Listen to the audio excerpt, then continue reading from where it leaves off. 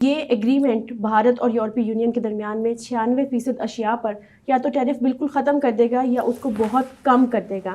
اس کا کیا پوٹینشیل ہے؟ یہ گلوبل اکانومی میں 25% تک کنٹریبیوٹ کرے گا. یورپین یونین جو ہے وہ کہہ رہی ہے کہ we are going to sign اور we are going to work with the growth centers of the world, and they consider that India is a growth center and we need to make a presence in India.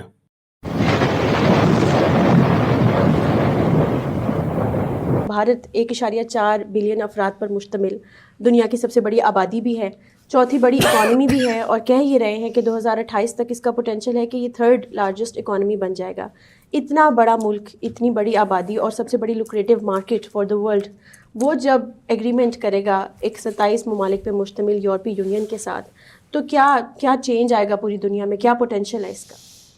دیکھیں، یہ تو بہت بڑی development ہے south Asia کے لیے بھی اور خود یورپ کے لیے بھی، اور اس کا کانٹیکسٹ دراصل امریکہ ہے کہ امریکہ نے جب ٹیرف سلیب کرنا شروع کیے، کو جناب مودی جی نے یہ نہیں کیا، یہ انہوں نے تیل خریدا تو اس پہ ٹیرف، اس پہ ٹیرف، گرین لینڈ پہ ٹیرف، گرین لینڈ کے ساتھ والوں پہ ٹیرف، جنہوں نے فوج بھیج دی وہاں پہ ٹیرف، نیٹو نے یوں کر دیا تو نیٹو کے ملکوں پہ ٹیرف.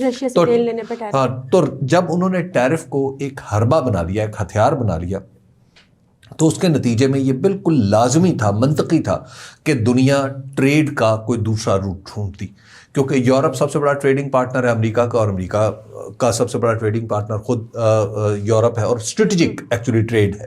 ویسے تو ٹریڈنگ پارٹنر تو چائنا بھی ہے، لیکن اہم بات یہ ہے کہ وہ اسٹریٹجک الائی ہے. تو وہاں پر جب ٹریڈ اسٹریٹجک الائز کے درمیان نہیں ہو رہی، تو اس کا مطلب یہ ہے کہ پھر تو یورپ کو کسی دوسری طرف دیکھنا پڑے گا، اور صرف ٹریڈ کے لیے نہیں بلکہ حفاظت کے لیے بھی، اپنی سیکیورٹی کے لیے بھی.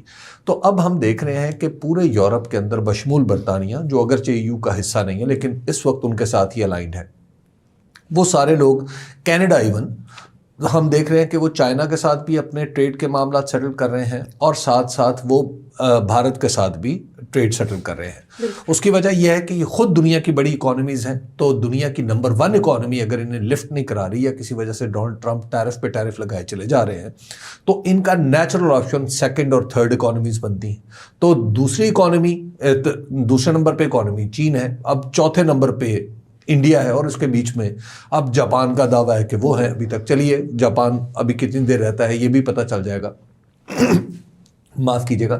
تو نیچرلی جب نمبر 1 آپ کے ساتھ کام نہیں کر رہا تو نمبر 2 اور نمبر 3 کے ساتھ آپ کام کریں گے. تو لہٰذا یہ تو حصہ ہو گیا ٹریڈ کا.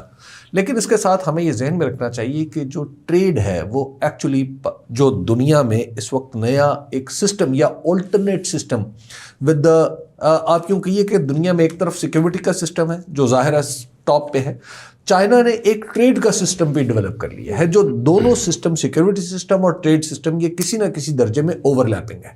جب یہ اوور لیپ ہوتے ہیں تو کہیں فرکشن آ جاتی ہے، لیکن کہیں ایکچولی ایک دوسرے کے مفادات اکٹھے بھی ہو جاتے ہیں. اب آپ ذرا اس ٹریڈ سسٹم میں آ کے دیکھتے ہیں جو چائنا اورینٹڈ ٹریڈ سسٹم ہے، اور اب اس ٹریڈ سسٹم میں یعنی یہ بھی دنیا میں ایک لطیفہ ہے کہ جو لبرل اکانومی تھی، جس کا سب سے بڑا لمبردار امریکہ اور یورپ تھا، امریکہ خود اس سے پیچھے ہٹ رہا ہے. WTO کو سپورٹ کرنے والا امریکہ تھا، فری ٹریڈ کو آگے چلانے والا امریکہ تھا، اب وہ خود پیچھے ہٹ رہا ہے، ٹیرف استعمال کر رہا ہے. تو دنیا ایک آلٹرنیٹ سسٹم کی طرف جا رہی ہے. اور مزے کی بات ہے، چین جو لبرل اکانومی سے بہت دور تھا، کیپٹلسٹ اکانومی سے بہت دور تھا، وہ اس کے قریب آ رہا ہے، جو دراصل کمیونسٹ چائنا تھا. لیکن اینی وے یہ لطیفہ ہم اپنی آنکھوں سے ہوتے ہوئے دیکھ رہے ہیں. جی، تو اب یہ جو مفادات ہیں ٹریڈ کے، یہ تو مل رہے ہیں، لیکن جہاں پہ یہ اوور لیپ کریں گے وہاں پہ اب ایسا لگتا ہے کہ کچھ سیکیورٹی کنسرنز بھی ہیں، جو جیسے کینیڈا کے مارک کارنی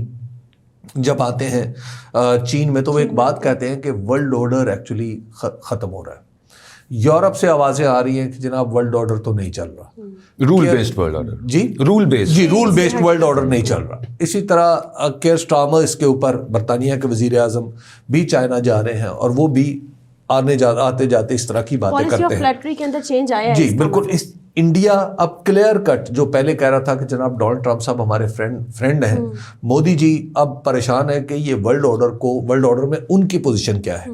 تو اس لیے ایک کہیں نہ کہیں کسی نہ کسی درجے میں اگر یہ ٹریڈ ڈیلز ہو جاتی ہیں تو کہیں ان کے اندر یہ امکان بھی پیدا ہو جائے گا کہ یہ سیکیورٹی اور ڈیفنس ڈیلز بھی ہو جائیں، جیسے انڈیا اور ای یو کے درمیان جو معاملہ ہوا ہے اس میں مشترکہ دفاعی تیاریاں بھی شامل ہیں کسی درجے میں. یہاں پہ میں یہ بھی ایڈ کر دوں جو انڈیا اور یو اے ای کے درمیان میں ہوا ہے وہ بھی یہی ہے، اس میں بھی ڈیفینس کی سائڈ شامل ہے.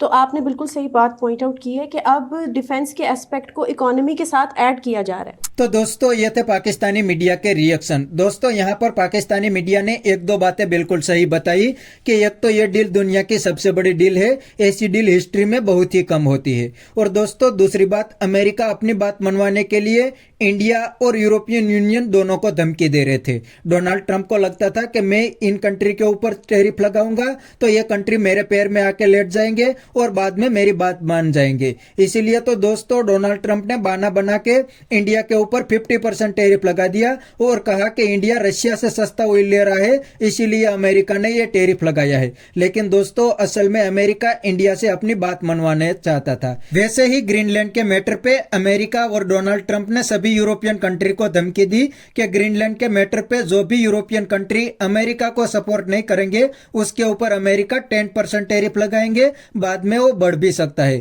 اسی لیے دوستو پورے یورپ کے اندر ہلچل مچ گئی اور یورپین یونین کوئی نیا پارٹنر ڈھونڈنے لگے. اسی لیے دوستو آج یورپین یونین نے انڈیا پہ بھروسہ کیا ہے اور انڈیا کے ساتھ دنیا کی سب سے بڑی ٹریڈ ڈیل بھی اب تو سائن کر لی ہے اور امریکہ کے منہ پہ بہت بڑا تھپڑ دیا ہے. تو بس دوستو آج کے ویڈیو میں اتنا ہی. اگر آپ کو یہ ویڈیو پسند آیا تو ویڈیو کو لائک شیئر کر دیجئے اور چینل کو سبسکرائب کرنا مت بھولیے.